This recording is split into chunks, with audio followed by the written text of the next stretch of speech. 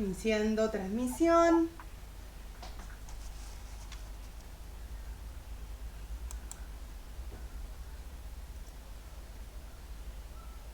Iniciando grabación. ¿Ale? Bien. En las últimas décadas, gran parte de las políticas públicas generadas para el sector educativo se caracterizaron por revisar y repensar los modos de atención al derecho social de la educación.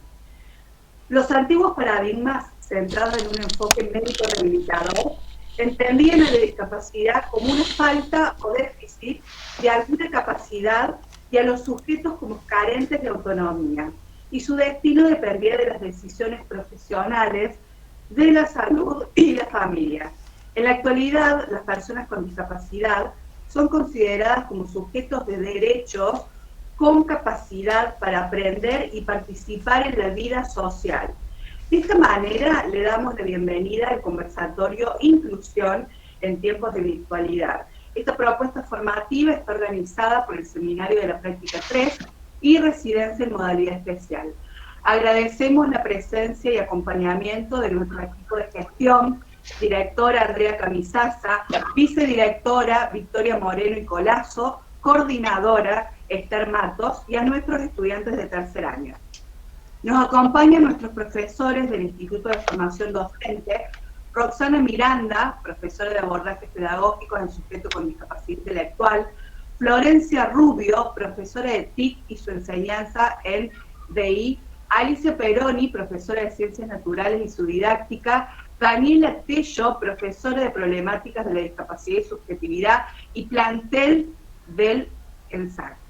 En el día de hoy nos acompaña la profesora Edith Álvarez de Rubio, a quien le agradecemos por este intercambio y le doy la bienvenida y la palabra. Muchas gracias. Buenas tardes. Buenas tardes.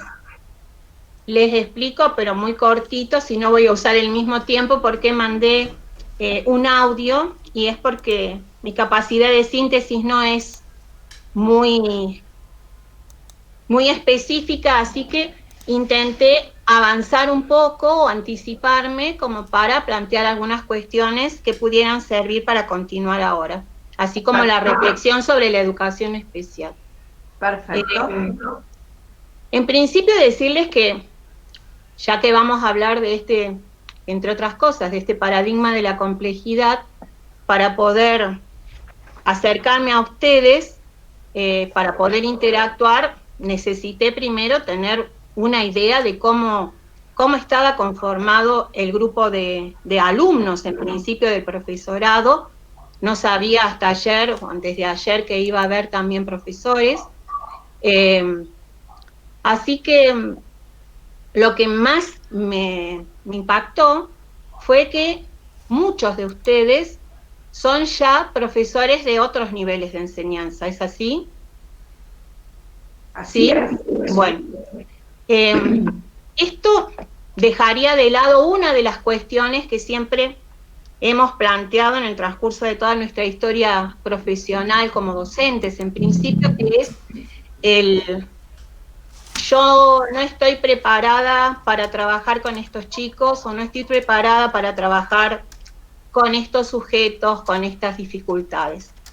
El hecho de que tantos de ustedes pertenezcan en principio a otros niveles de enseñanza y que hayan decidido continuar capacitándose, supongo que también para ejercer, pero en principio para satisfacer intereses de conocimiento en especial, deja como abierta una situación de esperanza, o sea, la idea de que muchos están interesados desde sus lugares de trabajo en común, por decirlo de alguna manera, con respecto a la diversidad. Y si hablamos de educación especial, de la diversidad en la diversidad, ¿no? Porque diversos somos todos. Y un compromiso distinto también, porque elegir continuar capacitándose en la modalidad especial implica que sigan o no en los niveles comunes estarán involucrados con esta diversidad de la que estábamos hablando recién, o de las que estaba hablando yo. Pero para comenzar a pensar sobre todas estas cuestiones, voy a partir de una posición, de un concepto de Esteban Levin, que, bueno, todos lo conocen, es psicoanalista, psicomotricista, fisioterapeuta, fue profesor nuestro, y él dice que el presente, lo que está ahora, resignifica el pasado. Es decir, lo que vivimos en la actualidad, que no es el término de nuestro recorrido, lo que estamos viviendo ahora, resignifica lo que vivimos antes, le da un nuevo sentido. Y en este aspecto es que yo voy a comenzar a hablar del equipo que conformamos ahora, pero no puedo dejar de relacionarlo, en mi caso, bueno, estoy hablando yo, ¿no? Pero bueno, soy una maestra también, con todo el recorrido profesional. Yo les decía que comencé muy chica en escuela especial como voluntaria a los 14, trabajé en forma particular, sin cobrar. En San José de la Dormida no había escuelas especiales, no había secciones especiales, solo niños que necesitaban ser atendidos. Y después nos fuimos a los 25 años y trabajamos en lo que son las secciones especiales en escuela común. O sea, en ese momento todavía era nivel, no solamente, no era modalidad nada más, era nivel, igual siempre atravesó todos los otros niveles, y como se suponía que no había suficientes alumnos como para conformar en muchas de las localidades una escuela especial, se abrían secciones especiales en las escuelas comunes. Esas secciones estaban, digamos, a cargo, pero no coordinadas, a cargo de los docentes especiales que estábamos, que cuando yo llegué éramos 3, por muchos años fuimos 3. Dependían realmente, técnicamente, de la supervisión de educación especial que quedaba a 300 kilómetros de distancia. Pero administrativamente y en las decisiones diarias dependía de la dirección de la escuela. ¿Sí? El problema era que los directores de las escuelas estaban convencidos de que ellos no tenían idea de cómo se trabajaba con estos niños, pero tampoco querían delegar la toma de decisiones con respecto al tipo de trabajo o de abordaje que era conveniente hacer con ellos. Así que eso fue prácticamente un dilema durante más de una década y pico. Entonces, esta conformación actual del equipo interdisciplinario que conformamos con 3 de mis hijas y otros profesionales a los que convocamos cuando llegamos a Río Ceballos, cuando me vine jubilada, no puede separarse de todos esos recorridos profesionales, porque este equipo funciona y es coordinado en función de aquello que fue, ¿sí? De aquello que fue ese recorrido profesional por las secciones, con lo que se llamaba en ese momento, eran equipos también, pero eran equipos no itinerantes, era como que tenían autonomía, no trabajaban con los chicos tampoco, bueno, era bastante problemática la cuestión. Es decir, que estas instituciones de nivel primario, en ese momento no se trabajaba con secundario, de nivel inicial, pero sobre todo primario, en las que se vivían con nuestra presencia tantos temores, ¿no? Porque éramos las psico de cualquier cosa, ¿no? Estábamos asociadas a eso, así que si aparecíamos en el pasillo o en algún aula, seguramente pensaban que les íbamos a interpretar algo. A los alumnos, ¿no? Vamos a cuestionar. Eso es algo que... Suele pasar en la actualidad. ¿Sí? Por eso es bueno recordarlo, ¿no? Porque en aquella época era algo muy establecido, pero eso no quiere decir que todas estas cosas hayan dejado restos de los cuales es muy difícil sacudirse. Entonces, Todo esto, estos temores, esta competencia, ¿sí? Competencia no sé por qué, porque en realidad nosotros traíamos con nosotros y fuimos construyendo un montón de saberes, pero también en contacto con común. Y siempre estuvimos disponibles no para transmitir, para interactuar con ellos, porque para nosotros el lugar de común era también muy importante, del docente de común. Esto yo les decía en el audio que lo considero algo como lo que estaba instituido, ¿no? Estas secciones especiales que en muchos mini artículos que hice sobre integración, sobre inclusión, nosotros considerábamos, nosotros, mis compañeros y yo, como una especie de apéndice, ¿no? Los anexos como un apéndice. Si molestaban, si se inflamaban, se sacaban. No hacía falta sacarlos de la escuela, hacía falta negarlos, dejarlos de lado, no incluir a los chicos, como tampoco se incluye ahora ni a los chicos ni a los docentes muchas veces en un aula cuando están haciendo un proceso de inclusión.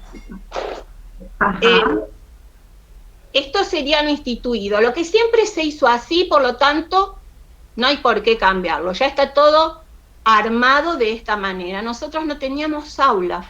Trabajábamos en el depósito de la escuela, piensen en bajísimas temperaturas, en el lugar que no tenía calefactor propio, en donde estaba el termotanque de la escuela, ¿sí? Esto fue cambiando en el transcurso de los años. Lo que quiero decir es que costó realmente sangre, sudor y lágrimas corrernos con nuestros alumnos y correr estas ideas para poder ir incluyéndonos de a poquito, ¿no? Estas cuestiones fueron resignificadas, hay muchas otras en el medio que después voy a mencionar, cuando decidimos conformar este equipo. De hecho, que como soy la más vieja y mi esposo decidió que, digamos, fue el que propició que lo conformáramos para que nuestros hijos también tuvieran un espacio de trabajo y de formación. 3 de mis hijas trabajan en el equipo.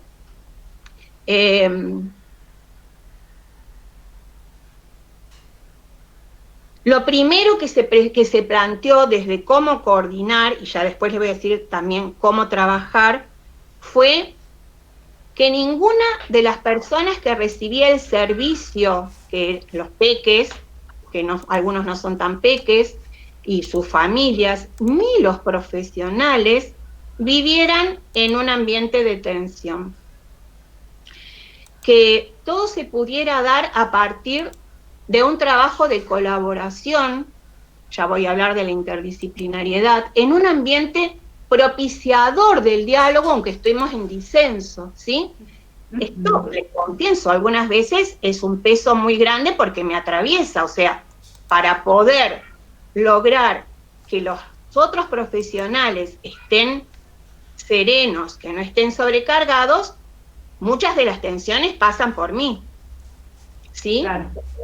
Pasan por mí porque, bueno, estoy tratando de mantener un equilibrio, pero bueno, me hice cargo de eso y yo me la busqué. Claro.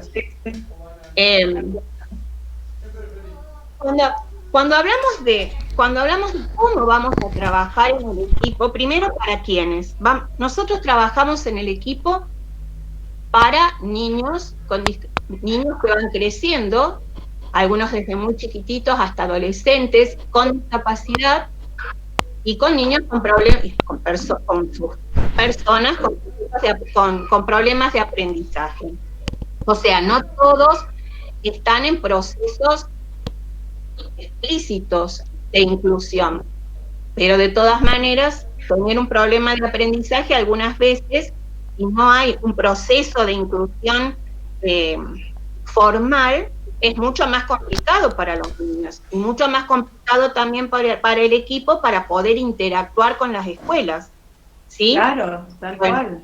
Porque la escuela solicita, a ver, esa formalidad que usted ahí está queriendo decir. Pero hay niños, y creo que eso también ha sido la causa por la cual se han aumentado de una manera tan tan dramática la cantidad de niños con certificados de discapacidad por desarrollo de sus habilidades escolares, ¿sí? Claro. Es una... Lo que nos quiere decir es que tiene un certificado para poder acceder a... Claro, para poder acceder a los servicios. Lo cual antes no ocurría, o sea, se daba certificado de discapacidad a aquellas personas que la Junta de Discapacidad, los neurólogos, los profesionales, suponían que estaba bien definida. Pero bueno, las exageraciones algunas veces, sí, como siempre, se pasa para el otro lado y es muy difícil encontrar un equilibrio. Entonces, esta tarea en equipo decidió hacerse también en un ámbito de interdisciplina. La interdisciplina, todos saben qué es.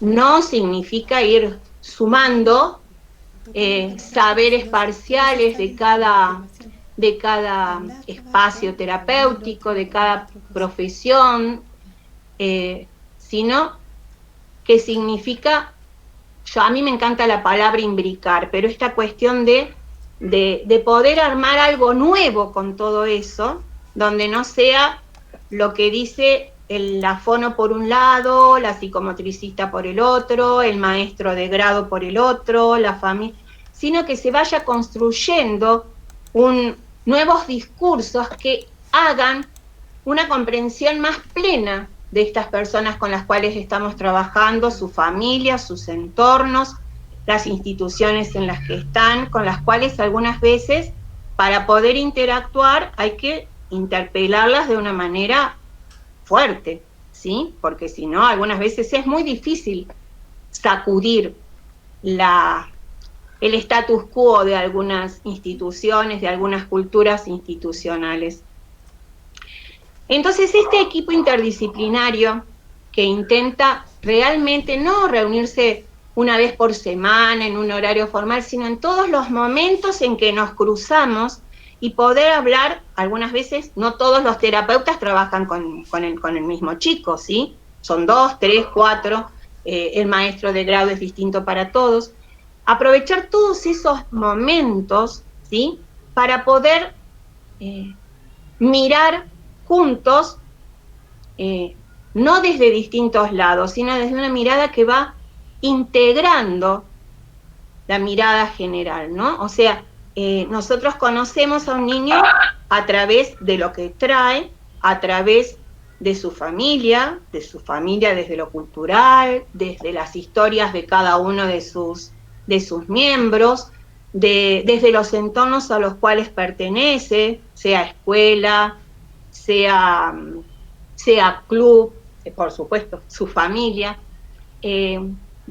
también desde nosotros mismos. En esta complejidad no nos podemos quedar aparte y pensar que no tenemos nada que ver y lo miramos desde afuera, ¿sí?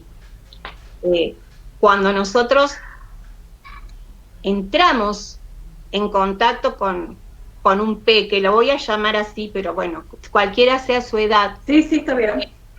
Lo hacemos también mirándonos a nosotros mismos, mirando cómo impacta ese peque, cómo impacta su familia, cómo impacta el maestro que tiene este año en nosotros. Primero como personas, que no está separado. Quiero decir, primero en lo personal y después en lo profesional. ¿Qué me mueve a hacer como abordaje esta situación de este niño en particular, que es distinta de la de Pedro, que la de Juan, que la de Luz, ¿sí?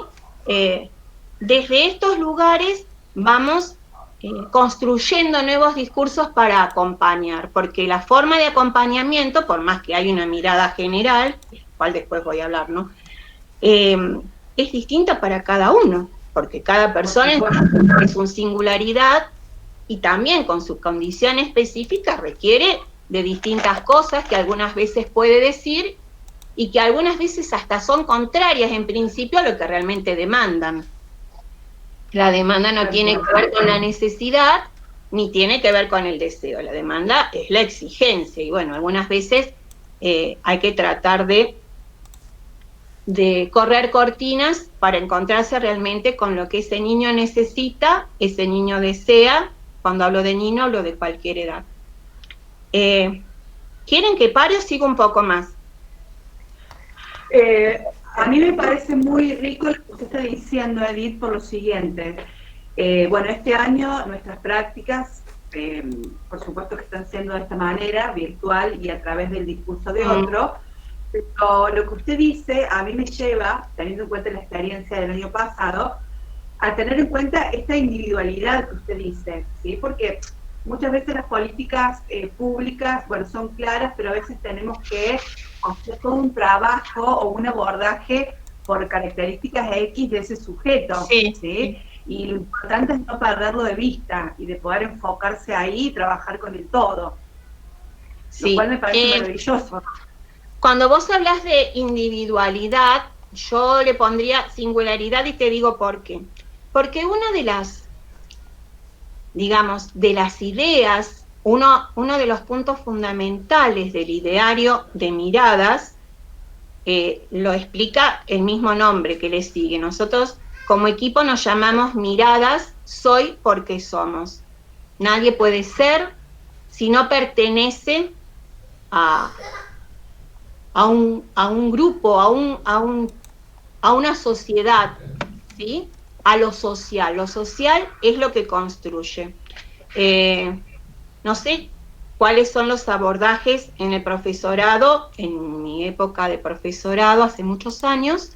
El constructivismo, que ya estaba en boga, venía de la mano de Piaget, pero con el transcurso de los años nosotros fuimos primero experimentando y después confirmando a partir de la teoría, es una opinión profesional nuestra, ¿no?, que Vygotsky tenía más razón.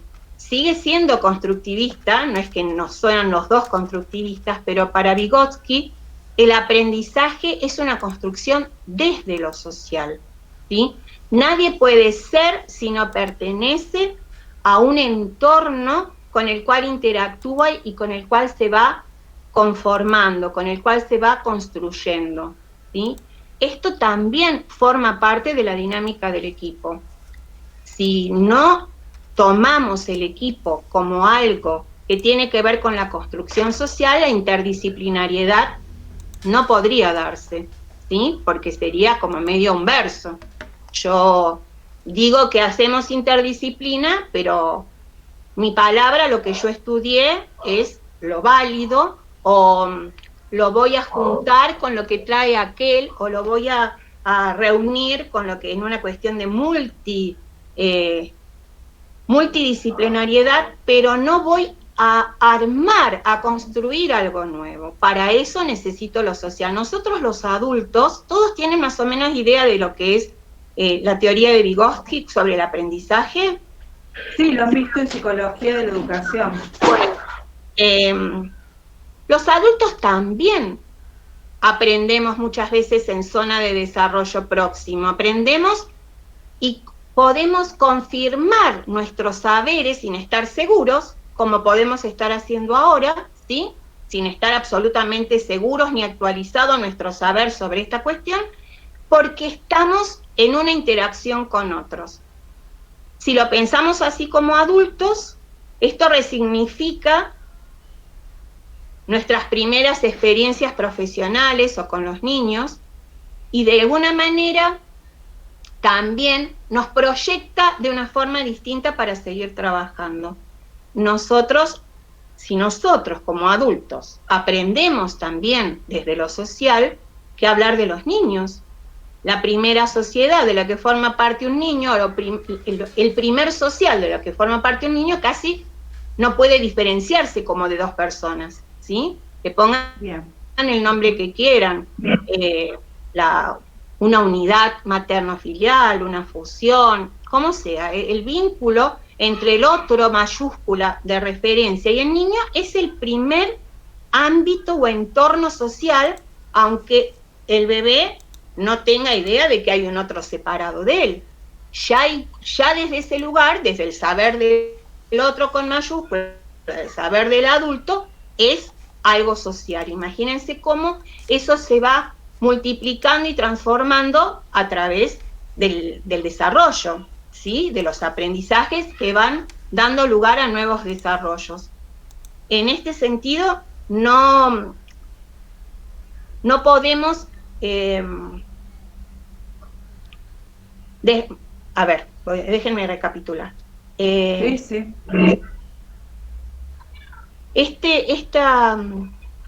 Esto de lo social no puede dejar, desde que lo conocemos, de resignificar lo que hicimos antes, ni de permitirnos proyectar lo que vamos a hacer después.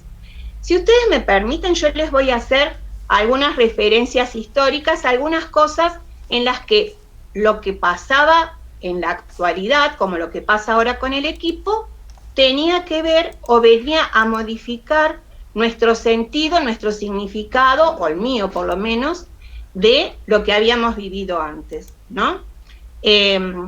Cuando hablamos esto de que el presente resignifica el pasado.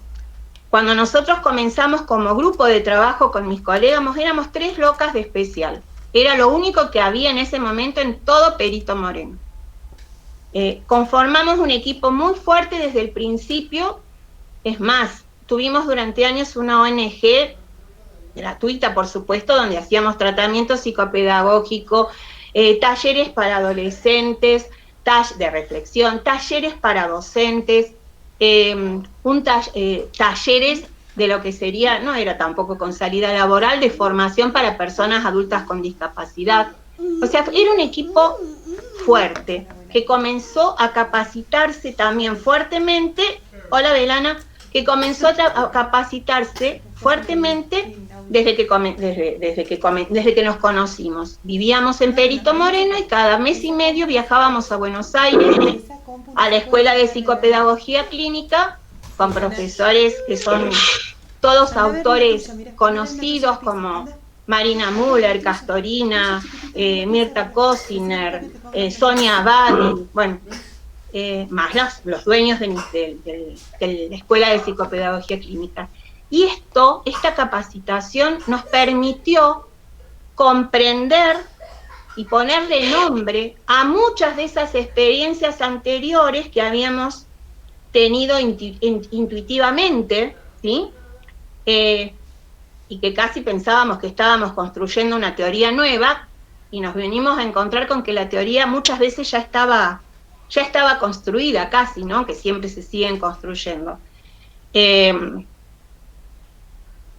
Cuestiones que tienen que ver con lo psicoanalítico en el aula, ¿no? No hace falta ir a otros lugares, ¿no? Esta cuestión de los tiempos y los espacios en el aula, por darles un ejemplo, venían a explicar cuestiones que tenían que ver con, por ejemplo, el lugar que se nos asignaba en la escuela como secciones especiales.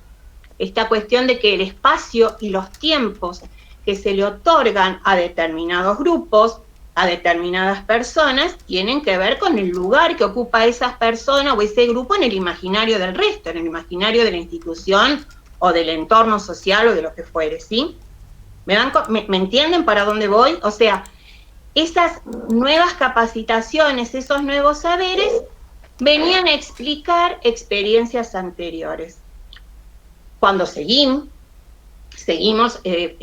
Santa Cruz tuvo durante muchos años la buena costumbre, como vivíamos tan lejos de todo, de ofrecer por la red de formación docente muchísima capacitación buena a los docentes de especial, o sea que nos íbamos a Caleta Olivia, a Río Gallegos. Yo me acuerdo cuando por primera vez con Griselda Calegari o con el Tobar García comenzamos a hacernos cargo, digamos, a estudiar el abordaje ecológico funcional, que es un abordaje dinámico muy provechoso y que tiene mucho que ver con el abordaje con el paradigma de la complejidad.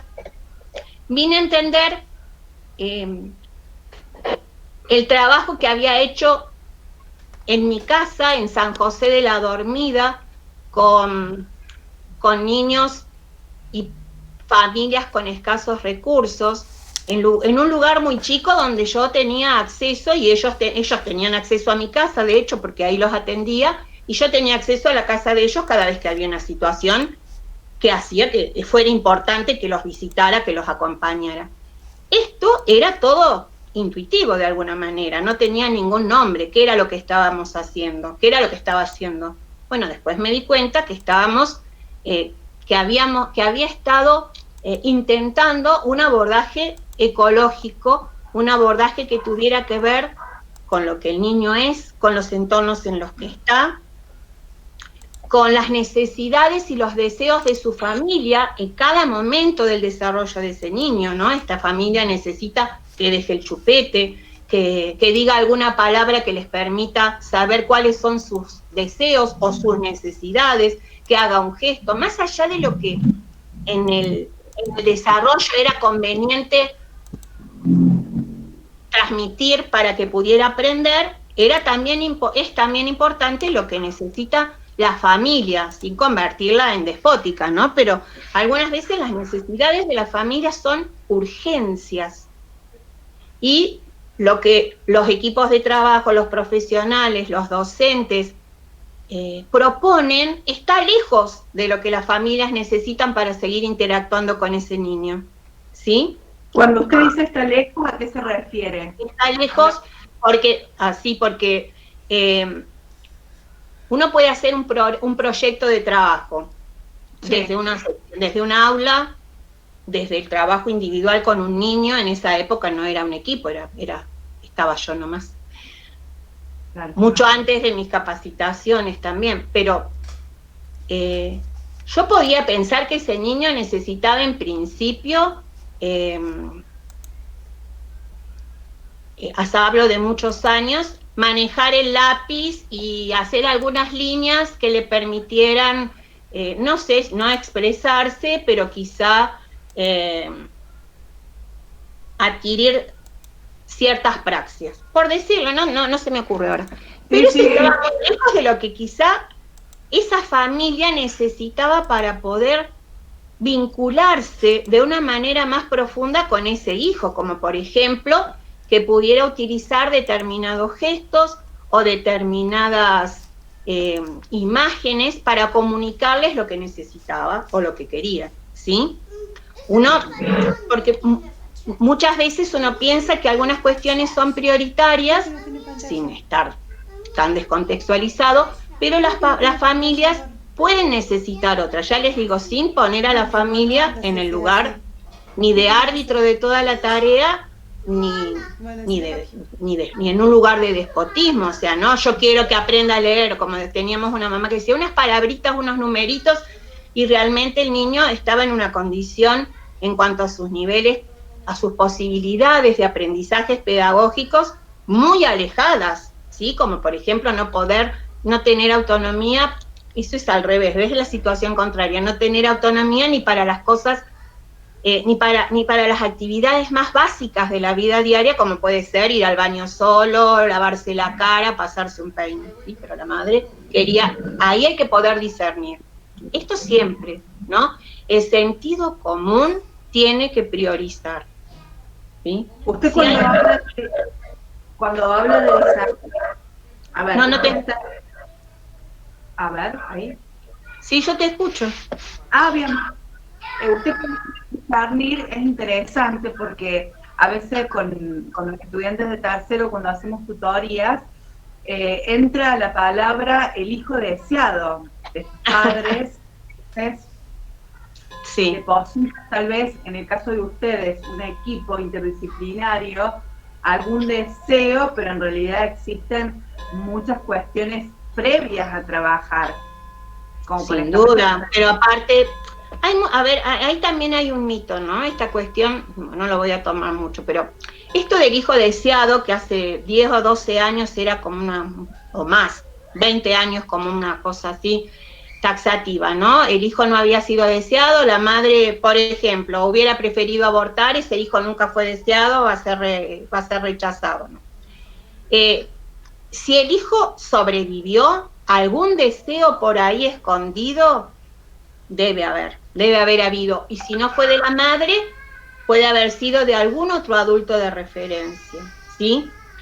Pero lo cierto es que los papás esperan un determinado hijo, el hijo al cual le donaron una imagen de cuerpo, ¿sí? La expectativa de hijo nunca es, excepto que tengan como ahora tantos adelantos tecnológicos como para saber que un niño va a nacer con una determinada condición, no con un grado de discapacidad, porque eso es imposible, pero una determinada condición de cualquier tipo.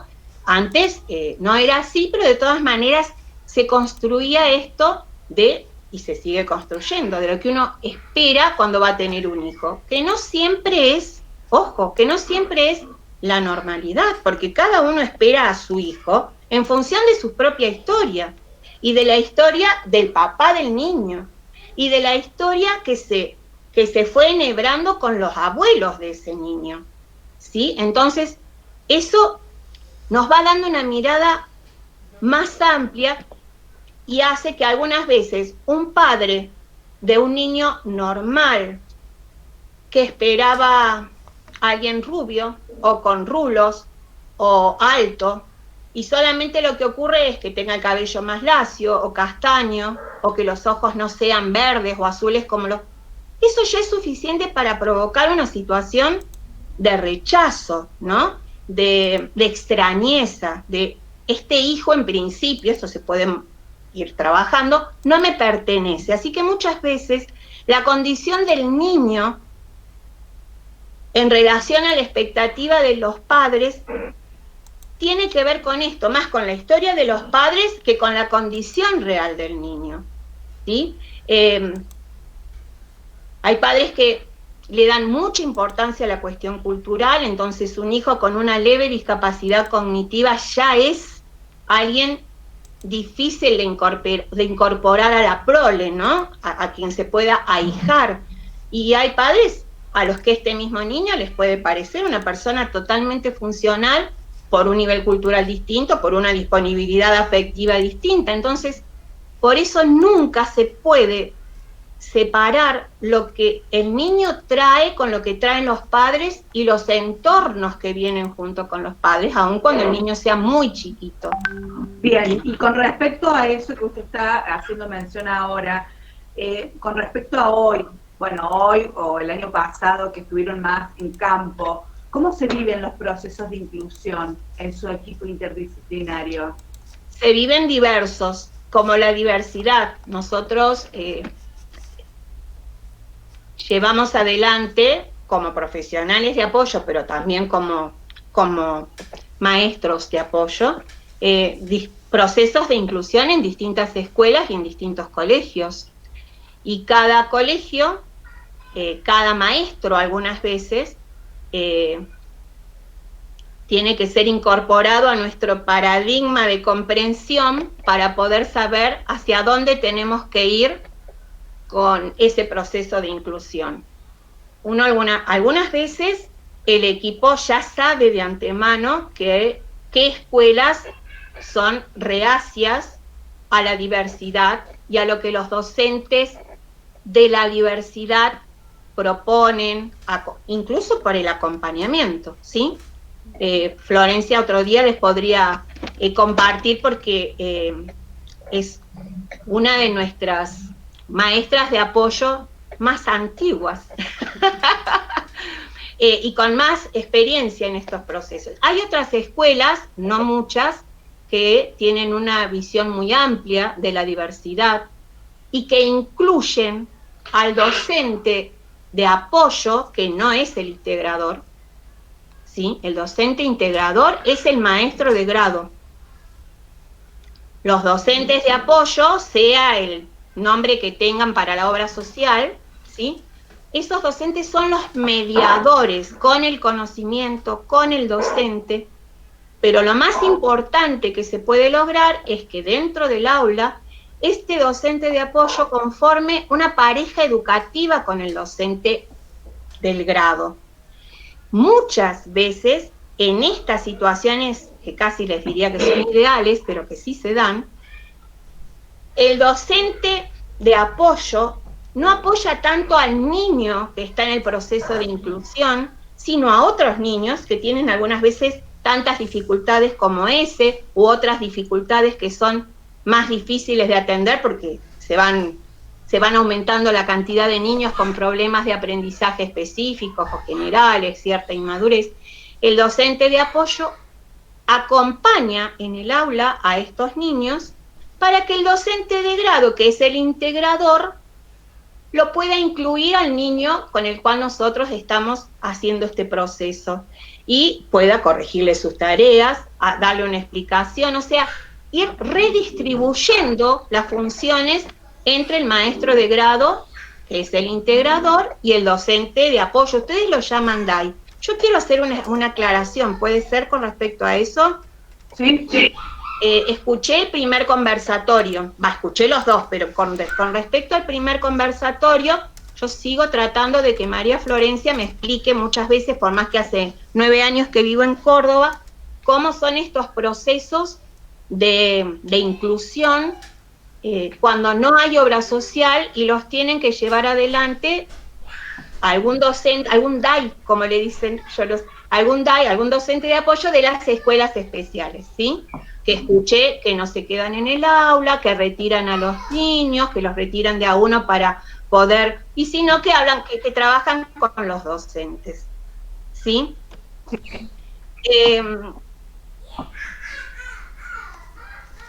Cuando escuché esto, cuando escuché que sacaban, nos ha pasado, es cierto es que nos ha pasado antes de recibir a algún niño que estuviera en otra localidad y que tuviera que pasar por este tipo de proceso donde los docentes de la escuela especial que integran, que tienen varios chicos en la misma escuela o en distintas escuelas, los sacan un ratito y bueno, los apoyan de alguna manera. También tengo algunos pacientes que tienen, peques, que tienen ese tipo de acompañamiento. Pero yo pensaba esto cuando hablo de lo social. Volvamos a lo social. Cuando comencé a trabajar en educación especial, todo en Santa Cruz, todo depende del ministerio o de la Dirección de Educación, Provincial de Educación. Los docentes de especial, de hecho, los docentes integradores también, todos tienen cargo en especial. Cuando yo llegué, incluso los maestros recuperadores, que es un poco la tarea que cumplen los DAI cuando digamos, llevan adelante circuitos que tienen que ver con la escuela especial, la tarea del recuperador, yo pensaba, ¿no? Al principio, cuando llegué, hice una suplencia en una recuperadora, seguí lo instituido. Me salgo un chico por vez de la maestra que ya tenía el horario, me dice que quiere que trabaje y lo devuelvo. Muchos años después de las capacitaciones, después de haber aprendido lo importante que es esto de la construcción social, llevamos adelante un proyecto en una de las escuelas primarias que se llamaba un proyecto Puente. En realidad, en ese proyecto Puente era todo como al revés, es decir, especial incluía común, ¿sí? Esto pasó con un grupo de alumnos que no podía terminar, era la época del tercer ciclo, no podía terminar ese segundo ciclo para acceder al tercero, y venía repitiendo 2 o 3 años seguidos quinto grado, sexto no había podido acceder, y hicimos un proyecto que estaba yo sola, pero digamos que lo hicimos que lo autorizaron los docentes, que se llamaba de la religazón con el aprendizaje, con los vínculos del aprendizaje, a la autonomía.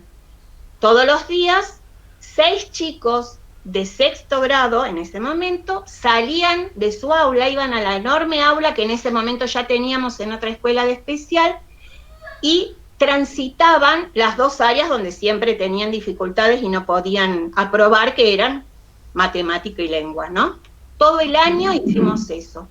Pero no solo, los chicos después se volvían a su grado, estaban en contacto con los nuestros que estaban con alguna otra de las docentes, con los nuestros de especial, propiamente dicho, que estaban con la otra docente haciendo trabajo en la misma aula, pero después se quedaban en los recreos, se quedaban a compartir juegos que teníamos para para los nuestros, que también después fueron para toda la escuela.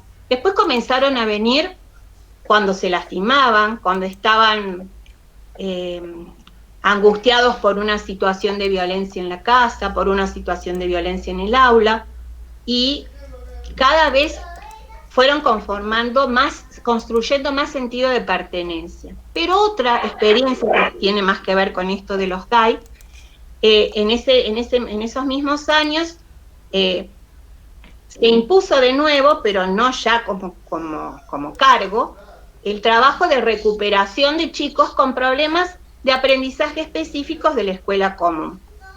Había dos posibilidades, o hacer lo que habíamos hecho antes, sacar un chico por vez, un rato por semana, solo en una situación que lo hacía sentir extraño, porque no es una situación común en la escuela, y fui conformando. Me molesta hablarlo en primera persona, pero no había otra estaba sola. Grupos del mismo nivel. Por ejemplo, si estaba a la tarde, un grupo de primer ciclo con 3, 4, 5 niños de distintas secciones entre segundo y tercero, por ejemplo, o a la mañana entre cuarto y quinto, ¿sí? Ese grupo tenía, primero, más tiempos para trabajar, porque como eran varios, yo podía disponer de los tiempos separados que hubiera necesitado con cada uno. Pero también trabajaban en forma grupal, en colaboración. Tenían distintos niveles pedagógicos y preparaba grandes cajas con tarjetas graduadas según la competencia lingüística, competencia de situaciones problemáticas, de resolución de situaciones problemáticas. No se llamaban así, pero se los digo así para que nos actualicemos. Los chicos que estaban en mejores condiciones podían ayudar con las tarjetas, todos trabajaban la misma competencia en el mismo momento, cada uno iba sacando su ficha según le iba dando también para que tuviera cierta graduación, y se iban ayudando entre ellos, iban, si no ayudándose, comparando resultados, comparando construcciones. Y esto me pareció bueno poder transmitírselo a ustedes, porque es cierto que, o es posible, desconozco, si está instituido dentro de las instituciones, en las escuelas comunes, que los DAI trabajen llevándose un chico por vez. Pero si pudieran llevarse dos del mismo grado, no habría problema, pero 2 o 3 o 4 de distintos grados de un mismo nivel, de hecho, no uno de quinto con uno de primero, podrían aprovechar muchos más tiempos y mucho más de esta construcción social, sería más rico para los niños sin duda, y más rico también para los DAI. Bien, a ver, ahí voy a hacer un paréntesis. Dale. Porque, a ver, yo tengo una mirada con respecto a eso. Es interesante, es un proyecto lindo, incluso hay algunos directivos de acá de Altagracia. A mí me tocó la posibilidad en el año 2018 de participar de algo así, ¿sí? De poder unir y de trabajar en grupo. Pero también es cierto que el acuerdo estuvo, ahí está, ahí estamos cubiertos en cuanto a la intervención. Pero también tenemos que tener cuidado con esa intervención, porque tal vez por querer hacer una inclusión plena logramos marcar más esa diferencia. Una inclusión plena de quién, a ver, de quién a dónde. No, estoy tomando el ejemplo de estos estudiantes, de estos alumnos, ¿sí? Ajá, una inclusión en el sentido de formar un grupo de trabajo, de formar grupitos colaborativos. Claro, exacto. Usted me está diciendo, podemos trabajar con varios alumnos, ¿no es cierto? Sí. Los retiramos, trabajamos con esos alumnos para que sea bien, el intercambio para que sea interesante entre ellos. Para que no sea tampoco en una situación de soledad, ¿no? Para que pueda aprender desde el otro, sí. Pero eso está bueno, por eso digo, está bueno dejarlo en claro como un acuerdo a nivel institucional. Ah, seguro, claro. Sí, seguro. Para que no se genere esa... como esa fisura de, bueno, sacamos a estos porque son los que no funcionan, algo así, Sí, ¿entiendes? sacarlo de a uno sería más problemático. De todas maneras, no, esto tiene que ser siempre, si no hay acuerdos formales, tiene que ser a partir de acuerdos que se van construyendo y después se convierten en formales. Muchas cosas que no estaban instituidas de una manera pasan a instituirse, pasan a ser instituyentes, si se logran acuerdos también muchas veces a partir de los resultados. ¿Sí? Claro, por supuesto. Nosotros ahora estamos viendo con el grupo el caso Lolo, que nuestra directora Andrea Camisasa lo está trabajando en su espacio curricular de ética. Es lo que trabajaron el viernes pasado, ¿o no lo trabajaron esa situación? Exactamente, lo leímos, lo analizamos y ahora yo estoy recibiendo la devolución del armado del PPI de los grupos, ¿sí? Nos encontramos con esto, con los acuerdos, con los ajustes que uno va a proponer y donde ahí debe quedar registrado este tipo de intervención. Y que no quede al azar, que no quede...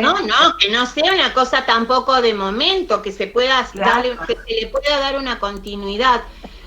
A mí me parece que la fisura, estoy hablando de como una especie de línea, un punto ciego, ¿no?, de las cámaras, un lugar donde no hay explicación, donde no hay nada instrumentado, que quedó como un espacio abierto en la reglamentación, en la resolución.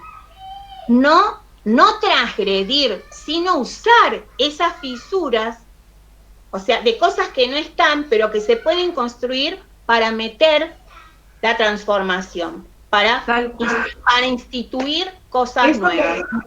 Esta parte la vamos a tener presente. Dice, voy a comentar, acá María José Villegas Ruz dice, interesante lo de las agrupaciones, ahí va, grupo colaborativo, sí, muchas veces funciona y muy bien. Catalina dice, y dentro del mismo aula, ¿no sería posible?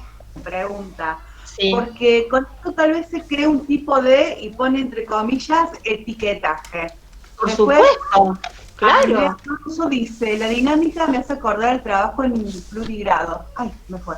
Sí, pero eran pocos, claro, no es como las escuelas rurales, claro, bueno, Te comparto la duda de Catalina, esto de, ¿no sería mejor trabajarlo en el aula? Seguro, pero estaba hablando de grado común, de escuela común, porque también hemos trabajado en escuela especial con esta modalidad de lo social con distintos niveles de aprendizaje, donde realmente la colaboración hizo de todos esos niños realmente inclusivos con el resto de la escuela, o sea, desde especial se incluía al resto, pero en momentos en que las escuelas especiales tenían una población mucho más amplia y los procesos de inclusión no eran tan comunes. Claro, lo que pasa es que cuando escuché lo que ocurría con las DAI, terminé entendiendo que las DAI cuando hacen procesos desde lo público, no desde lo privado, que no estaban como... no tenían tanta entrada al aula. Es lo ideal. Lo ideal es que el maestro de apoyo esté en el aula, como lo dije hace un rato, como pareja pedagógica del docente, acompañando a muchos niños que tienen dificultades, donde los ajustes que se hacen para el niño que se acompaña sirven muchísimo para enriquecer el trabajo con el resto, ¿sí?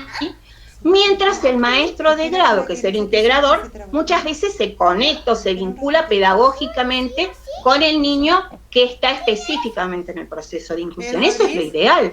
Esta propuesta que yo les acercaba era para los casos, para las situaciones en las que estar dentro del aula no era una posibilidad para el maestro de apoyo. Porque tiene que estar, claro, era justamente para los DAI, me hace gracia, todavía no lo puedo, para los DAI que van desde un proceso público a trabajar con varios niños en la misma escuela, en ratitos cortos. Yo lo vivo muchas veces con algunos de los peques con los que trabajo en psicopedagogía, y capaz que el DAI va, a causa de que este docente tiene 5 chicos en esta escuela y 3 o 4 chicos en la otra, va 15 minutos cada semana. A Sí, de hecho, esa situación me refería yo. sí, de hecho, cuando estuvo Silvina Gómez, nuestra colega, ella, bueno, dejó en claro en su discurso, particularmente no elige ser docente de apoyo a la inclusión porque tenía un mosaico, porque tenía que hacer el proceso la escuché. Claro, un día o verlo cada 15 días. Claro, Entonces, la verdad es que para nuestros colegas del área pública sabemos que es un gran desafío y bueno, por eso también tenemos la parte privada, ¿no? Porque yo trabajo en... Por eso, esta propuesta que yo les hacía, esta referencia a un momento de la historia profesional, era en relación a estos docentes de apoyo. En eso comparto. Acabo de leer algo que dice mi compañera, profesora Roxana Miranda, que estoy totalmente de acuerdo. Esa falta de posibilidad sería porque desde la gestión pública no se dispone del recurso humano en tiempo. Seguro. Porque desde mi lugar hoy, como docente de apoyo a la inclusión privada, yo tengo más cantidad de tiempo para otorgar ese proceso. Entonces, el problema es con lo público, por supuesto. Entonces, cuando tuvimos el conversatorio con Mora, dejaron muy en claro la coordinadora Mercedes, incluso el profe Leo, que ellos trabajan tal como usted lo está indicando y que hacen acuerdos con los docentes privados, porque si no es como que... De las escuelas privadas. No, con los integradores privados. Para que no se comparara continuamente o para que cubrieran a los chicos o los tuvieran en cuenta. En realidad, más que nada era para como coordinar la forma de abordaje a la hora de trabajar. Porque, ¿qué ocurre? Yo hoy soy privada, entiendo el lineamiento, entiendo la normativa, pero también hace que en un proceso un papá, por supuesto, me pida, me exija el tiempo, y yo se lo puedo dar porque no tenés otras escuelas, claro. Claro. Entonces, totalmente de acuerdo. Claro. Es interesante escucharla a usted porque nosotros venimos de toda la gestión pública, donde tenemos un aula de modalidad especial, tenemos los DAI de modalidad especial, y de repente hoy usted viene a mostrarnos esta parte privada, porque sabemos que... pero acordate que lo que les estaba refiriendo era de la parte pública. Lo que yo les comenté, era público, era de la gestión pública. Sí, acá mira, Cintia Arce dice, estoy de acuerdo con la profe Roxana en esto que la gestión pública no tiene el recurso. No. Después, el recurso humano está en falta, sí, coincidimos. Y Roxana dice, el presupuesto estatal está en falta. Sí, para algunas cosas, me parece que no está bien distribuido el presupuesto estatal, no que está en falta. Bueno, ¿tengo 5 minutos más? Sí. Porque tengo muchas cosas. Esta cuestión de... ¿puedo leerte algo que acaba de escribir Silvina Villarreal? Dale. Silvina nos dice, el año pasado en mi aula, ella es docente, si no me equivoco, a nivel primario, me tocó trabajar con una DAI que daba clases conmigo a la par. Claro. O sea, que la barrera que se le presentaba al niño... Era lo social. Era la discriminación por parte de sus compañeros. Claro. Muy bien. Claro. Muy buena estrategia por parte de la DAI y por supuesto Silvina de acomodarse a esta... ¿Era desde lo privado o desde lo público que ella lo pudo hacer? Silvina no la veo. Silvina lo pudo hacer desde un abordaje privado o desde un abordaje público. Esta cuestión de la pareja pedagógica. Esta persona que venía era desde el ámbito privado. La que hacía pareja con ella. Sí, privado. Sí, no sé. No, sí, pero dice que sí, Silvana. De una fundación. Dice que sí. Claro, una gestión privada. Se ponía las pilas al lado mío. Claro. Y dábamos las clases juntas, contábamos juntas, los llevábamos al patio juntas. Claro. Y era la clase para todos.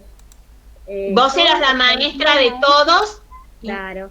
Y ella, los días que iba 3 veces por semana, los chicos le sentían como la segunda seño, digamos. Seguro. Qué Era lindo. seño para todos, a todos Claro. les ayudaban. Todos los chicos son de todos y las maestras son también de todos. Tal cual. Esa es la Acá, idea. tal cual. Mira, acá justo dice Vanina, perdón, dice, esa, que supongo que debe ser eso, bueno, sería lo ideal, Claro. y soqueada. Acá Tati también dice, es lo ideal, sí, claro Pero que sí. ojo, que tampoco tiene que ver solo, con que el proceso de inclusión esté acompañado desde el ámbito privado, porque son muchas veces las escuelas, O las docentes. las escuelas de Claro. común, las que los docentes, y generalmente el ideario de la dirección es muy importante, excepto que haya docentes muy fuertes que se lleven por delante el ideario de la dirección de la escuela, ¿no? Del PEI de la escuela esa. Pero Claro. hay escuelas en las que la gestión privada tampoco da frutos, como los que dice Silvana. Florencia podría dar testimonio de esa cuestión. No alcanza con que la gestión sea privada, no alcanza con que el docente de apoyo tenga mucho tiempo para dedicar a ese niño, si no le dan el lugar. Darle el lugar a ese niño también incluye darle el lugar al docente, al revés también, ¿no? Que le den el lugar al docente tiene que ver con que primero hayan intentado o se interesen en atender la diversidad de ese niño. Tal cual. Sí, estoy de acuerdo. Te leo otro mensaje más. Acá Dale. dice Marcela K. Allende.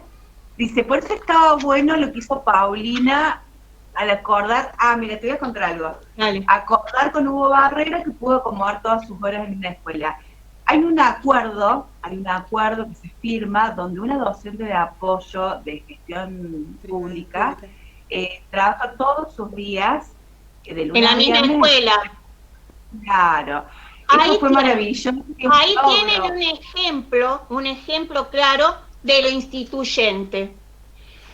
Lo común, lo de siempre, es que tengan que deambular de una escuela a otra, de un grado a otro, pero lo que se pudo crear o construir entre estas personas, primero desde una cuestión no tan formal y después supongo que habrán ido formalizando, es algo nuevo que no está en transgresión, pero que da muchísimos más frutos. Claro. ¿Sí? Hacer un uso distinto de los espacios y de los tiempos. Y de los recursos. Mira, voy a leer De los acá, recursos, claro. tal cual. Acá Silvana Villarreal dice, es importante que Yo no las veo todas. Bueno, No te escucho. Es importante. Dice, es importante que el docente le dé lugar a la DAI. Totalmente de acuerdo. Y escuchemos lo que Seguro. la experiencia de la profe Roxana. Trabajé en escuelas donde la docente quería que me siente con el niño. No todos Sí. los docentes aceptan a la DAI como pareja pedagógica. No, lo cual no.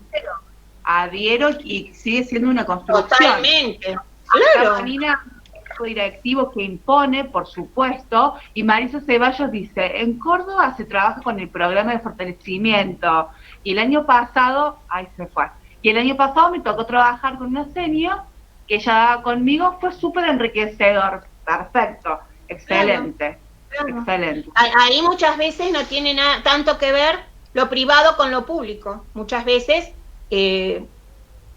los docentes de los DAI, digamos, los apoyos privados se encuentran con las mismas dificultades en cuanto a la inclusión real que los docentes que van un ratito todas las semanas, que los que vienen desde la gestión pública. En este sentido, si me disculpas, en cuanto a la falta de recursos, y que yo no creo que no es falta, sino mala distribución, cuando pienso en la escuela especial ahora, ¿sí? A la cual van solamente los niños que aparentemente hay muchos más niños que pueden estar incluidos. Esta es otra pregunta que yo voy a dejar picando, ¿no? Cuando hablamos de trabajar desde una mirada de la complejidad en el equipo, también lo podemos pensar en una mirada de la complejidad para la educación especial, ¿no? Donde la educación especial no tiene que ser en sí misma un problema, sino que tiene que problematizarse. Desde este paradigma de la complejidad, tenemos que interpelar e interpelarnos, también desde lo histórico de cada uno con respecto a la educación especial, sobre en qué lugar estamos en este momento. Esteban Levin, lo vuelvo a sacar, decía, cuando la educación especial tenía mucho más chicos como población que ahora, ¿no? No estaban tan distribuidos en procesos de inclusión. Él decía que la educación, que en la escuela especial no se fracasaba porque era el lugar del fracaso. A mí siempre me pareció muy fuerte, ¿no? Como que ya estaba definido así. Él lo decía desde de su pensamiento psicoanalítico, del trabajo con los entornos y demás, de las significaciones, pero yo pensaba el otro día en que, por ejemplo, la escuela especial, y nos pasó en las secciones también, hace años, la escuela especial tiene un equipo interdisciplinario, será más o menos interdisciplinario, un equipo de profesionales que trabajan durante la semana para ponerse en contacto, para hacer diagnósticos, derivaciones y demás con las escuelas comunes. Resulta, díganme si estoy equivocada, que el mismo equipo no tiene la misma interacción con los niños que han quedado en la escuela especial, que antes eran muchos más. En las secciones especiales teníamos muchos niños y, sin embargo, no habiendo profesionales de ninguna especialidad en Perito Moreno, la gente del equipo que se conformó cuando ya me estaba por venir, trabajaba en esto, en el contacto con los chicos de común, con los docentes, los diagnósticos, las derivaciones, pero solamente por buena voluntad estaban un rato en interacción con los nuestros, y no había otra forma de que se contactaran con esos espacios terapéuticos. Entonces, muchas veces esta gestión pública también hace que las escuelas especiales tengan esta connotación del lugar en el que no se puede avanzar. Ahora han quedado chicos con condiciones más comprometidas, ¿verdad? En la escuela especial. Sí, pero una población, discúlpame, hay un documento internacional que es el Dakar, y se habla de una población de multidiscapacidad. Claro, claro. Ese tipo de, digamos, de... Pero mi pregunta, aún siendo de la vieja docencia de educación especial, con una dinámica muy enriquecedora, grupos colaborativos de trabajo, entre docentes y de los distintos subgrupos pedagógicos que había, con distintas dificultades y distintas posibilidades, una de las preguntas estas del paradigma de la complejidad de educación especial es si la única inclusión posible de un niño, de una persona con discapacidad, tiene que ser la educativa. En este sentido, ¿es imprescindible para todos los niños que sus procesos de inclusión y de aprendizaje para su desarrollo se den dentro de la escuela, donde muchas veces, como tampoco se puede haber más de 2 años de diferencia y ahora no se permite prácticamente ninguno, tienen que ir promoviéndose, ¿no? No es como antes, que se esperaba un tiempo más, se les daba la posibilidad de afianzarse más en algunos andamiajes, en saberes previos que iban a necesitar para ingresar a otro nivel determinado, como el primario, como el secundario. Ahora es prácticamente, si uno pide que un niño con el cual está trabajando en nivel en nivel preescolar, vuelva a ser sala de 5, no como repitencia, sino como oportunidad para poder desarrollar andamiajes y saberes que va a necesitar y que le van a permitir estar en una situación de mayor paridad. En general, las supervisiones dicen que no. Si termina sala de 5, tiene que comenzar primero. Digamos que el niño esté en una situación mínimamente pareja o con posibilidades de adecuarse al nivel pedagógico del grado en el que entra. Pero cuando nos encontramos, les voy a dar no voy a, un ejemplo, no sé cómo se llama el niño, los niños estos de los cuales estuvieron nombrando, con un niño que está iniciándose en el uso sin tener un multidesafío, un multiimpedimento, graves dificultades para la oralidad,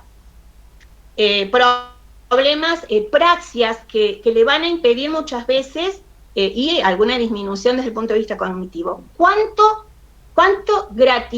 gratificación y por lo tanto cuántos aprendizajes significativos va a tener este niño incluido en común si no se le permite hacer procesos con los tiempos que él pueda realmente sostener? Yo no digo que estos niños de los cuales estoy hablando tengan que ir a especial, pero lo que digo es que o se les da más tiempo o tienen que buscarse otras modalidades que les permitan transitar una escolaridad que sea realmente gratificante y significativa. O sea, todos los tienen que incluir... Todas las normativas que tenemos en este momento 2020, ¿no hace que los apoyos funcionen justamente para eso?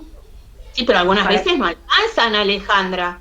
Hay niños que tienen condiciones con mucho compromiso sin tener multiimpedimento, ¿sí? No estamos hablando de niños con multiimpedimento, hablamos de niños que aún, por ejemplo, con un nivel cognitivo sostenible dentro de escuela común, tienen en el momento de querer iniciar grandes dificultades en la comunicación. No estoy hablando del trastorno del espectro autista tampoco, pero lo podríamos mencionar. Grandes trastornos en la comunicación, en el habla, en las praxias, en los tiempos de reacción, en los tiempos de comprensión. No alcanza muchas veces con el apoyo, porque si no directamente nos ponemos en el lugar del niño y hacemos las cosas nosotros, ¿sí? El asunto es que ese niño pueda sostenerse con nuestro acompañamiento en una situación de mínima paridad, ¿sí? Que esto que transcurre en el aula como espacio vital, ¿sí? Sea realmente importante y significativo para que él pueda aprender y seguir desarrollándose. Bien, usted sabe que le voy a comentar algo a usted y a nuestros protagonistas de tercer año. Es tan importante lo que usted está diciendo. Vuelvo con esta cuestión sanitaria que nos hace perder el aula y perder la ricura de ver y de poder estar en una escuela. Sí. Y por ese motivo, a nosotros nos interesa conocer Altagracia, cómo es, cómo trabaja, porque es nuestro lugar, va a ser nuestro lugar. Entonces, le quiero comentar a todos, la semana próxima, o sea, el viernes próximo, vamos a tener un conversatorio también con el coordinador de nuestra escuela especial, Gabriel Arellanos. Ajá.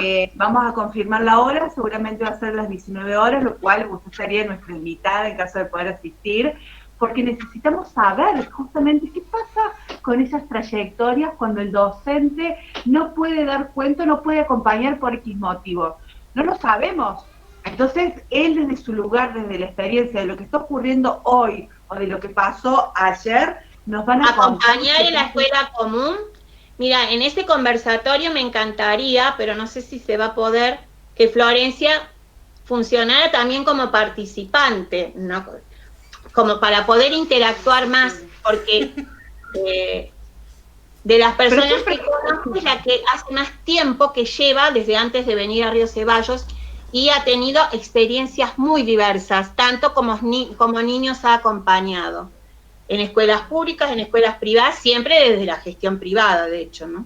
Claro, pero nosotros el próximo viernes es conversatorio. Claro, sí, va a ser gestión pública, sí, pero ya te digo, muchas veces no es garantía de ser incluidos ni el niño ni el docente de apoyo por el hecho de que venga de una gestión privada. No es garantía. Tiene que ver con el ideario institucional y con la forma de mirar la diversidad del docente de grado que toque muchas veces. ¿Sí? Acá, bueno, sí, perfecto. Entiendo muy bien lo que nos está indicando. Me gustaría, antes que se nos vaya el tiempo... No sé la hora que ¿Qué? Acabo de leer algo. Dejo una pregunta problematizadora. Los demás niños, sin tener discapacidad, ¿realmente tienen una educación gratificante? Bueno, esa es otra pregunta problematizadora, ¿no? Sí. Algunos docentes con criterio en situaciones de niños sobre todo muy agresivos, muy desafiantes, de estos que no permiten dar clase ni con docente de apoyo adentro, plantean esto, ¿no? ¿Qué pasa con los derechos del resto? Del resto de los niños. Uno siempre, y seguiremos defendiendo los derechos de todos los niños, sin duda, el interés superior del niño, pero en ese interés superior muchas veces debería incluirse la posibilidad de que los espacios de inclusión no fueran áulicos. ¿Por qué no darle a ese niño una atención más personalizada, no apartada, pero más personalizada en un grupo más pequeño, que permita que el resto del grupo también funcione y no que ponga a todos en la situación de tener que rechazar? Hay situaciones específicas en que, no tanto por el nivel pedagógico del niño, ¿no?, sino por las otras cuestiones agregadas. Generalmente tiene que ver con la agresión, con la violencia para los demás, la violencia sobre sí mismo. Estos son el tipo de cosas de las que uno también debería defender al resto del grupo. No en relación al nivel pedagógico, porque un niño puede no tener ni ondear con un proceso de alfabetización, pero puede estar muy bien incluido desde lo social, en el trabajo colaborativo en grupos, en el recreo, en educación física, en música. Pero cuando ese chico reparte sopapos y patadas desde que llega hasta que se va, ¿sí?, cuando ese niño se daña, y los compañeros son muy chiquitos, porque no es lo mismo un chico de sexto grado que un niño de segundo, de primero, de jardín, hay que sentarse a repensar para que estos procesos beneficien a todos, así como cuando el proceso pedagógico tiene los ajustes razonables trabajados entre el maestro de apoyo y el DAI, o el maestro integrado, el profesor privado público. Estos ajustes les sirven a todos, así como les sirve a todos aprender los valores de la inclusión, de la colaboración, de la solidaridad, del no bullying y demás. También es cierto que hay situaciones en las que la mirada nuestra tiene que ampliarse, ¿no? Tampoco ser rígidos, no queremos rigideces, pero muchas veces las imponemos, y ver qué es lo mejor para todos, ¿sí? Con niños con problemas, es una opinión personal y del equipo también, ¿no? Con niños con problemas importantes a nivel conductual, hay algo que a nadie le gusta mencionar, ¿no? Y que a nosotros tampoco, pero lo voy a mencionar acá en privado, en la intimidad, que es acotar la cantidad de tiempo que ese niño está en la escuela para que realmente el proceso sea enriquecedor también para él, porque si es un niño que se va desregulando en su comportamiento en el transcurso de la mañana o de la tarde, los profesionales que acompañan tendrían que poder no esperar a que la escuela, desde un lugar muchas veces rígido, haga un corte horario, sino, les voy a dar un ejemplo. Trabajo con un niño en una situación de vulnerabilidad social, económica, que me llegó a través de otra de mis hijas, y el problema más grande, aparte del lenguaje, desde lectura, lectoescritura, es el problema conductual. En vez de esperar a que la escuela no lo quisiera recibir más, hicimos un acuerdo de integración, no tiene obra social, no importa, hicimos un acuerdo de integración, pasamos por certificado y demás para que pudiera ser contemplado por la escuela, donde ingresara una hora más tarde. ¿Por qué? el horario de la levantada lo ponía de muy mal humor por la dinámica de la casa, de la familia, porque entrar al aula después de la perdí a Alejandra. Entrar al aula después de la formación de inicio ya lo había desregulado, y se retirara o no un ratito antes, de acuerdo, según cómo iba transcurriendo la mañana. Esto evitó que la escuela le hiciera un recorte horario rígido que iba a funcionar como castigo, cuando en realidad lo que nosotros proponemos es la oportunidad de estar el tiempo, y ir aumentándolo, graduándolo, el tiempo necesario para poder aprovechar y también mantenerse en situación de interacción favorable con sus compañeros, porque algunos les tenían miedo, ¿sí? Pero miedo sin necesidad, porque estando regulado durante 1 a 2 horas, él podía interactuar de una manera favorable y muy inteligente con sus compañeritos de grado. ¿Estás por ahí? Sí, ¿Pudiste escuchar, Alejandra? Sí, sí está. Tuve un problema. Sí, estoy acá. Pero sí. Los demás, o sea, nosotros no pensamos que todos estos chicos tengan que ir a un apartado. Lo que decimos es que justamente por este paradigma de la complejidad, cada situación singular tiene que ser objeto de análisis interdisciplinario, donde también esté incluida la escuela y la familia, ¿sí? Porque fíjense en esto de la complejidad. Nosotros podemos decidir que un niño entre 1 hora después y se retire después del comedor a las 11:30, por ejemplo, para que tenga una oportunidad de estar autorregulado. Pero resulta que estos papás no tienen vehículo, no hay colectivo en la zona, no tienen dinero. Entonces, esto también hay que tenerlo en cuenta para tomar una decisión. Esto también tiene que ver con la mirada centrada en la complejidad de la situación de ese niño singular. Bien. ¿Mm? No me animaría a decir hay que hacer recorte horario, hay que mandar especial. No, lo que digo es que ninguna de las opciones debería considerarse negativa en sí misma. Algunas sí, de hecho, bueno, pero ninguna de estas opciones que fuimos desarrollando debería considerarse negativa. No, esto no va a funcionar de ninguna manera, porque no funcionó para este niño ni para 10, pero capaz que para este es la única posibilidad.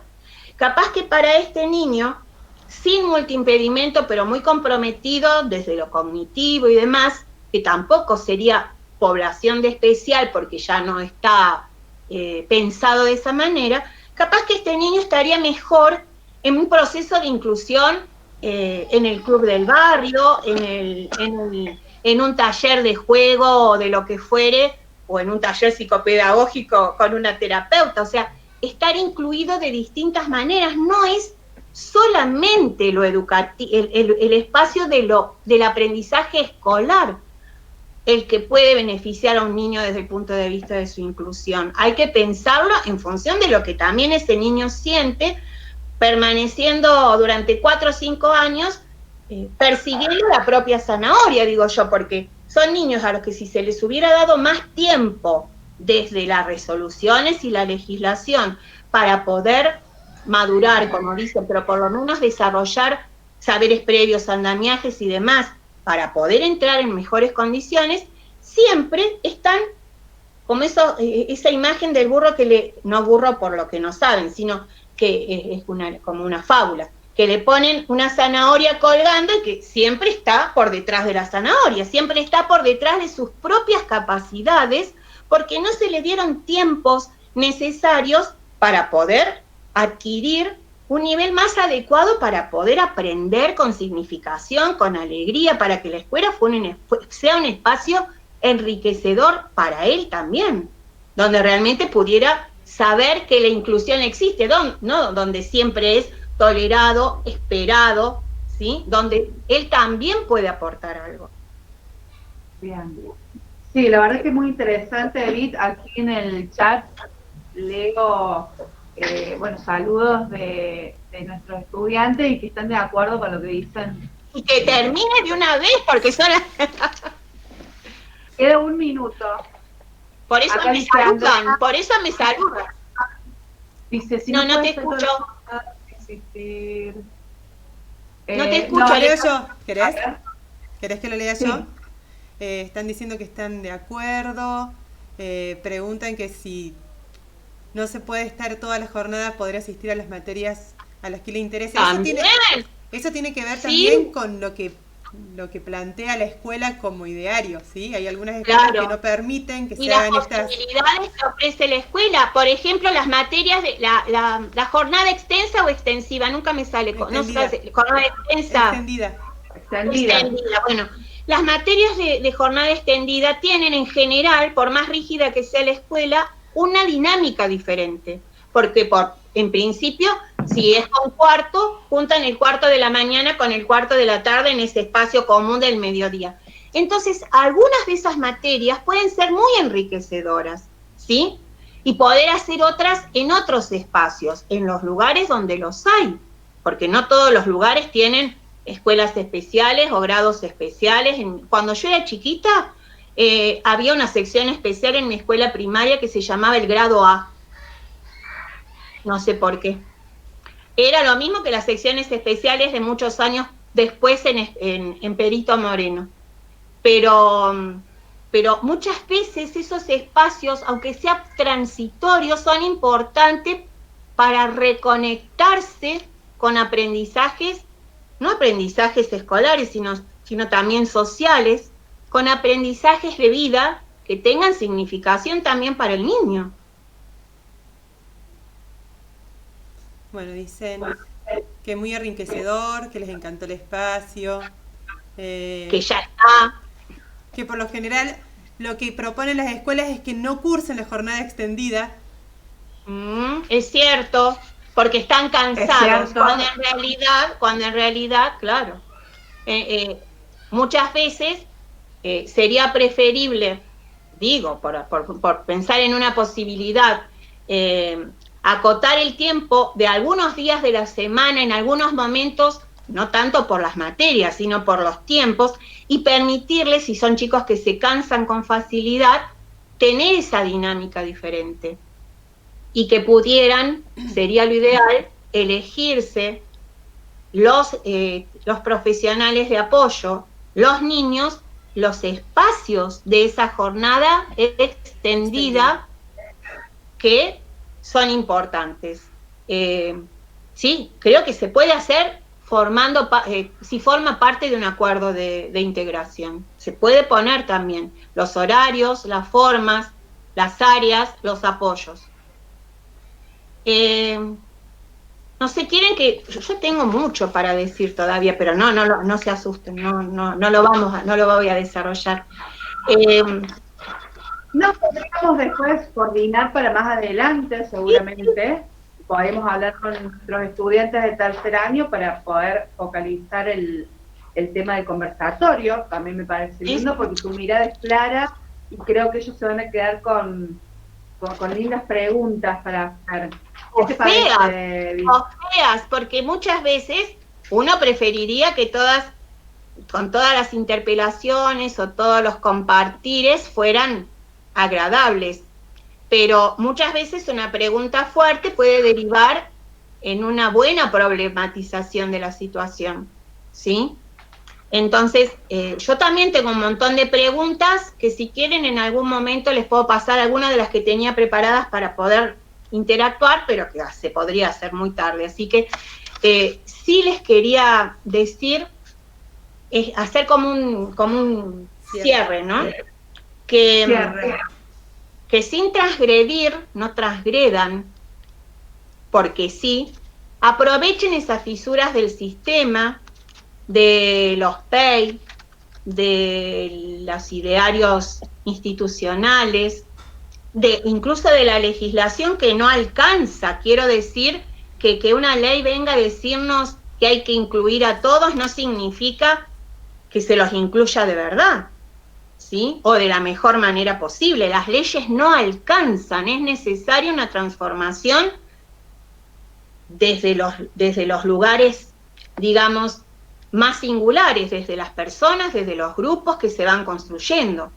Aprovechar estas fisuras y comenzar a recoger, no indistintamente, ir eligiendo saberes, capacitaciones, formación constante, ¿sí?, que nos permitan, con conocimiento de causa, crear y transformar las realidades de los pequeños y no tan pequeños de los que somos responsables, ¿sí?, de una manera comprometida. Mi hijo, el tercero, que no tiene nada que ver con educación especial, me dijo que podía, que entretenida iba a ser, porque de todas maneras iban a pensar que estaba totalmente loca, yo, hablando con ustedes.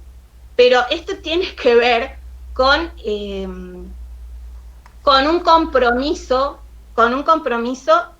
que ojalá sea apasionado, una pasión regulada, no una pasión destemplada que provoque solo rupturas, ¿no? Para que realmente podamos ir transformando, como yo traté de mostrarles, no porque sea el paradigma de la transformación o del recorrido entre lo instituido y lo instituyente, es mi experiencia vital como persona que incluye también lo profesional, ¿sí? Que puedan hacer este recorrido para ir introduciendo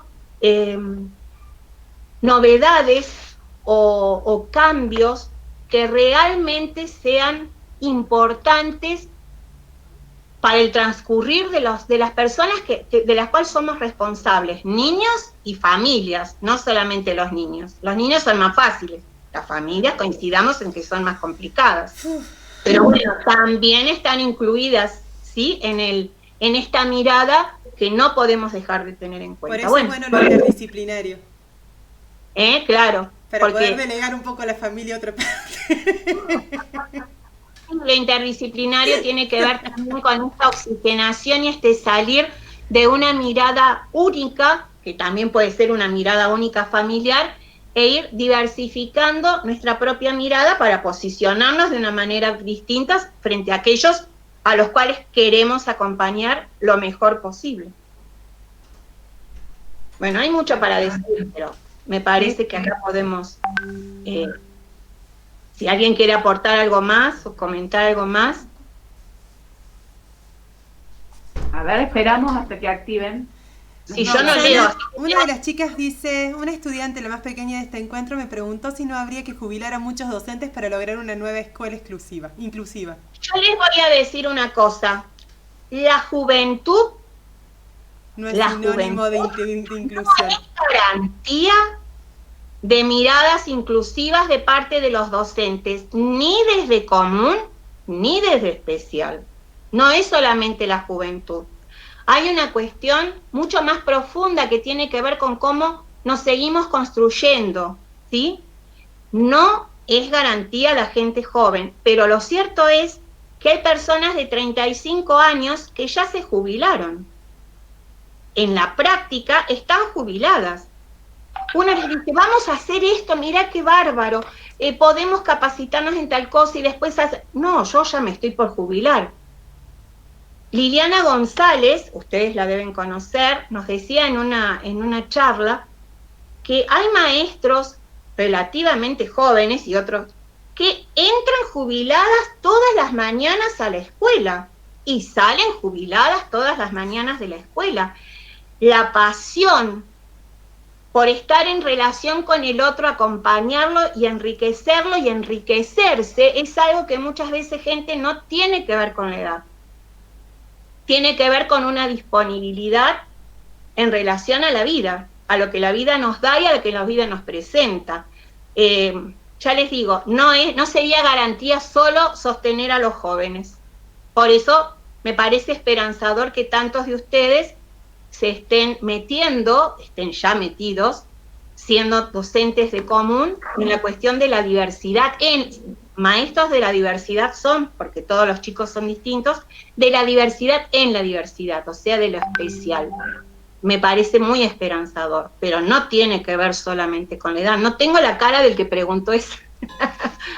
Pero no sería suficiente con jubilar a algunos, porque los que quedan traen su propio bagaje histórico y algunas veces está tan comprometido en cuanto a la inclusión y a la aceptación como la de las personas mayores como yo. ¿Sí? Así que bueno, sí, lo importante es renovar, transformar por dentro, no tanto cambiar personas, sino cambiar paradigmas, cambiar miradas.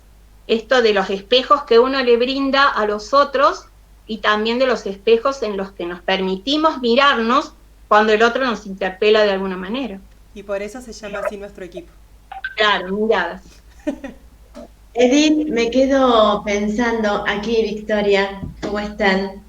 Me quedo pensando en tu primera intervención, en la frase, el presente resignifica el pasado, ¿no? En la historia, aunque no nos guste, aquellos maestros que no nos guste, nos precedieron y nos hacen lo que somos ahora. Nuestra decisión de transformar, o la decisión de decir no, o la decisión de tomar otros caminos, pero la historia nos sostiene de alguna forma. Nos sostiene incluso cuando lo que queremos es transformar esas situaciones.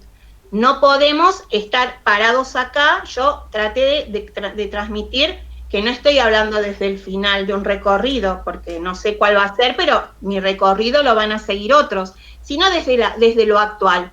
Este momento le da un sentido distinto a todo lo que viví personalmente también. Mis frustraciones, las frustraciones de nuestro pequeño equipo de trabajo, las broncas, las tantísimas notas a la superioridad que viajaban por toda la provincia diciendo lo que pensábamos, las tristezas algunos momentos, las renuncias a la titularidad. Yo renuncié 2 veces a una titularidad porque no estaba de acuerdo. Todo eso tomó una dimensión diferente, una significación distinta cuando me planteé de qué manera quería coordinar el equipo. O sea, eligiendo lo mejor, lo social de mi grupo de docentes especiales, de algunos docentes, y también dejando de lado lo que había dañado, no solamente a nosotros, a todo el entorno que tenía que ver con la diversidad, que en esa época era la discapacidad. Eso tiene una dimensión distinta cuando ahora podemos pensar en que aquello que sufrimos o también puede tener, como decía recién, Victoria, puede hacer transformarse en una nueva posición, en una nueva posición de cambio, ¿no? O sea, eso que nos hizo pasarlo mal tiene un sentido distinto al que tenía hace 20 años atrás, porque ahora lo podemos aprovechar para pensar cosas diferentes. Bueno, si les parece, lo cortamos aquí con la promesa o el compromiso de que en algún otro momento volvamos a instaurar un espacio similar, ¿sí? Por supuesto.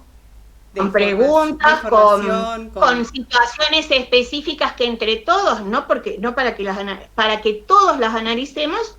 Y bueno, yo pongo también a disposición la experiencia que no tiene que ver con los años transcurridos, sino con todo lo que se fue construyendo desde esta... No se usa más la palabra, yo la puse y no se usa más la palabra praxis. Las profesoras de metodología y demás, no se sigue usando esta palabra como en los tiempos de la teoría de la liberación,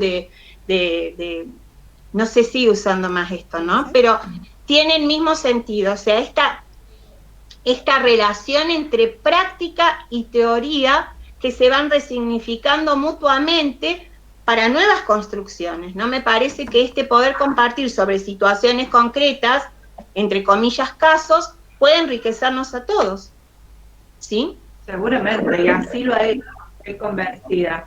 Bueno, desde mi lugar veo que no hay más preguntas, agradecida por este espacio. Te estoy tuteando, debe ser que me sentí muy a pleno. Bueno, menos mal, porque me siento muy mayor. No, por favor, me encantó todo lo que dijiste, comparto tu mirada. Así que será un gusto volver a tenerte más adelante, antes de que termine el ciclo lectivo, y lo armaremos con otro formato. Hoy fuiste nuestra visión, ¿no? Hoy nos permitiste entrar, conocer, poder vivenciar desde tu lugar, desde tu discurso, así que agradecida, ¿sí? Sí, será después otro, sí. Lo que sea, lo que venga, será aceptado y puesto en movimiento, ¿sí? Así que bueno, muy bien. A todos los que veo y a los que no veo. Bueno, ahora pueden abrir el micrófono y saludar, ya que cerramos, pueden hacer ruido como hacen siempre. Perfecto. Todas esas cosas que les encantan. Gracias. Muchas gracias. Adiós. Que tengan que sigan cursando bien esta situación virtual. Gracias a ustedes. Bueno, gracias. Adiós. Les digo un secreto, no sé ni cómo apagar la computadora.